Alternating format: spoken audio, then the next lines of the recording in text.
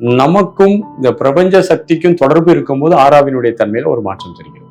இப்படி பஞ்ச கோஷங்கள் என்று சொல்லக்கூடிய அன்னமய கோஷம், மனோமய கோஷம், பிராணமய கோஷம், விஞ்ஞானமய கோஷம், ஆனந்தமய கோஷம் என்று சொல்லக்கூடிய இந்த 5 கோஷங்களின் தன்மைக்கு ஏற்றார் போல ஆறால ரிஃப்ளெக்ஷன் இருக்கு.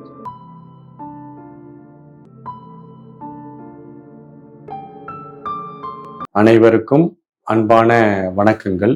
ஒரு மனிதனுடைய ஆறாவை குறித்து பல காணொளிகள் தொடர்ந்து நம்ம பார்த்துட்டே வரோம். ஆறாவை நம்ம முதல்ல பொதுவாக 2 வகையாக பிரிக்கலாம். அதாவது உள் பிராண உடல், வெளி பிராண உடல் என்று 2ஆக பிரிக்கலாம். இந்த உள் பிராண உடலினுடைய அடர்த்தி, அழுத்தம், தன்மை தான் வெளி பிராண உடல்ல ரிஃப்ளெக்ட்ஸ் ஆகுது. பௌர்ணமி சந்திரன் இருக்கும், அது ஒரு சுற்றி ஒரு லேயர் இருக்கும், அதனுடைய ரிஃப்ளெக்ஷன் இன்னொரு லேயர் பார்த்துருப்பீங்க.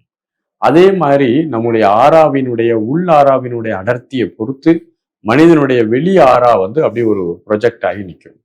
அதனால பொதுவாக நம்ம இன்னர் ஆறா, அவுட்டர் ஆறா, உள் பிராண உடல், வெளி பிராண உடல் என்று நம்ம பிரிச்சுக்கலாம். நம்முடைய வசதிக்காக நம்ம பிரிச்சுக்கலாம். 5 அடுக்குகளை ஆறா கொண்டதாக இருக்கிறது. அன்னமய கோஷம் அப்படிங்கிற பருவுடலிலிருந்து வெளிப்படக்கூடிய எனர்ஜியை ஒரு லேயர் முடிவு பண்ணுது. மன உடலினுடைய தன்மைக்கு ஏற்றார் போல இன்னொரு லேயர் நமக்கு ஃபார்ம் ஆகும். நம்முடைய பிராணசக்தி பொதுவா அளவுக்கு அதிகமாக இருக்கும்போது அந்த பிராணனினுடைய அடர்த்திக்கு ஏற்றார் போல இன்னொரு லேயர் நம்ம சொல்லலாம்.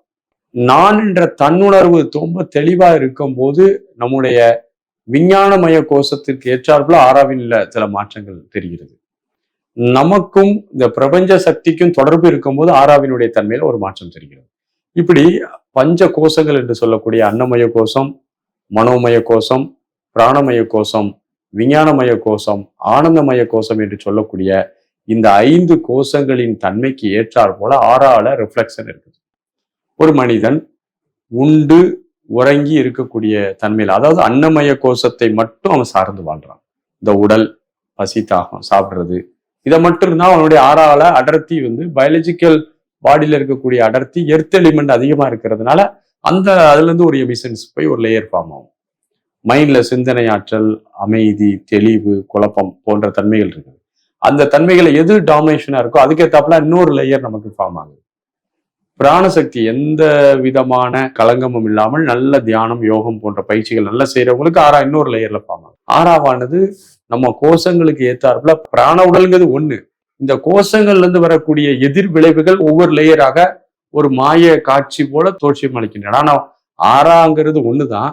ஆனால் அதில் நமக்கு இருக்கக்கூடிய உடல் ரீதியான சக்தி நம்மகிட்ட அதிகமா வெளிப்பட்டு அது ஒரு நிலையான ஆறாவாகவும், மன ரீதியான தன்மைக்கு ஏற்றாப்புல ஒரு ஆறாவில ஒரு மாற்றமோ, நம்முடைய பிராணசக்தியினுடைய தன்மைக்கு ஏற்றாப்புல மாற்றமோ, நான் என்ற தன்னுணர்வுக்கு ஏற்றால மாற்றமோ, நான் என்ற உணர்வு இந்த பிரபஞ்சத்தோட கனெக்ட் ஆகிற தன்மையில இருக்கக்கூடிய ஒரு மாற்றமும் ஆகிய மாற்றங்கள் நமக்கு ஒரு மாய தோற்றம் போல இருக்குது. ஆனால் உண்மையா ஆறா உள்ளாரா வெளியாரா, அதாவது இன்னர் ஆறா அவுட்டர் ஆறா மட்டும்தான். ஆனால் இந்த இதனுடைய ரிஃப்ளெக்ஷனும் ஆறாவில் ஒரு சின்ன மாற்றத்தை ஏற்படுத்தி ஒரு மாய தோற்றத்தை நமக்கு ஏற்படுத்துகின்றன. இதை நுட்பமாக நாம் கவனித்துதான் பழக முடியுது. விஞ்ஞானம் எதிர்காலத்துல இதை நல்ல ஒரு ப்ரூஃப் பண்றதுக்காக நாம் முயற்சியில இறங்கலாம்.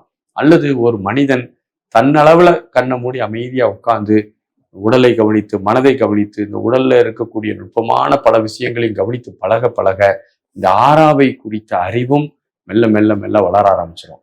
ஆறாவை குறித்து மிக தீவிரமாக ஆராய்ச்சி செய்தவர்கள் திபெத்திய லாமாக்கள், அவர்கள் செய்த பயிற்சிகள் அனைத்தும் பிரபஞ்சம் முழுதும் வியாபித்திருக்கக்கூடிய பிராணசக்தியை தன்னுடைய ஆறாவில் பெருக்கிக் கொள்வதுதான் இருந்தது. அதை மையப்படுத்தி தான் திபெத்திய யோக ரகசியங்கள் முழுவதும் அடங்கி இருக்கிறது. ஆகவே ஆறாவை குறித்து ஒரு தெளிவான ஒரு பார்வை வரணும். நம்ம நிறைய பேர் சொல்றோம், கேட்கிறோம், அது இது அறிவியல் அப்படிலாங்கிறத விட நம்ம உணர்தலுக்கு ஏற்படும் போதுதான் அது தெளிவாக புரிய வரும் என்பது என்னுடைய ஒரு பணிவான கருத்து. வாழ்த்துகள். நன்றி, வணக்கம்.